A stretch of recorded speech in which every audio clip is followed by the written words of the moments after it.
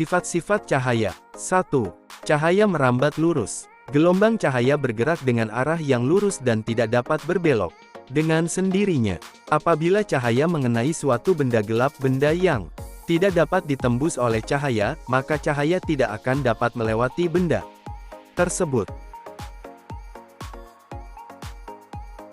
2.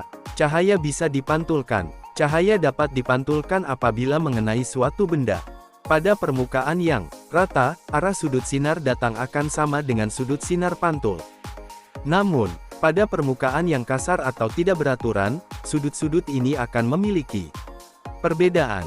Miskonsepsi yang sering terjadi, yaitu permukaan yang tidak beraturan, tidak memantulkan cahaya. Padahal, cahaya tetap dipantulkan dengan arah yang berbeda-beda. Kemudian, pantulan cahaya ini ada yang masuk ke mata sehingga kita bisa melihat bentuk atau objek. Selain itu, miskonsepsi lainnya adalah pantulan cahaya hanya terjadi pada cermin. Semua benda memantulkan cahaya, inilah yang membuat kita bisa melihat sebuah objek. Namun, untuk melihat pantulan tersebut, bisa dengan percobaan sederhana melalui cermin. Hal ini yang terkadang membuat kita mengasosiasikan cermin dengan pantulan cahaya. 3. Cahaya bisa menembus benda bening. Ketika cahaya mengenai suatu benda bening, benda yang tidak menyerap dan tidak memantulkan cahaya, maka cahaya akan menembus benda itu. Biasanya, benda bening atau sering disebut benda transparan dapat meneruskan cahaya.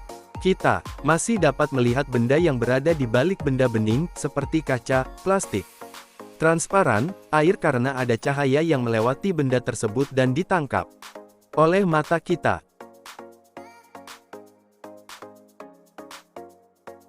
4. Cahaya bisa dibiaskan. Serupa dengan gelombang suara, gelombang cahaya juga memiliki kecepatan rambat yang berbeda-beda pada medium yang berbeda-beda. Hal ini mengakibatkan cahaya dapat dibiaskan. Seperti contohnya ketika kita melihat sebagian sendok yang terbenam di dalam air. Jika dilihat dari atas, sendok tampak seperti patah. Hal ini akibat dari kecepatan rambat gelombang cahaya di dalam air lebih lambat dibandingkan cepat rambat gelombang cahaya di udara. 5. Cahaya bisa diuraikan. Sama halnya dengan gelombang suara, gelombang cahaya juga memiliki panjang gelombang yang berbeda-beda pula. Seperti misalnya cahaya berwarna merah memiliki panjang gelombang cahaya berwarna biru. Cahaya putih terdiri dari beberapa gelombang dengan panjang gelombang yang berbeda-beda. Apabila cahaya berwarna putih ini dilewatkan melalui prisma, maka setiap gelombang cahaya akan dibiaskan dan terurai menjadi beberapa cahaya dengan panjang gelombang yang berbeda-beda.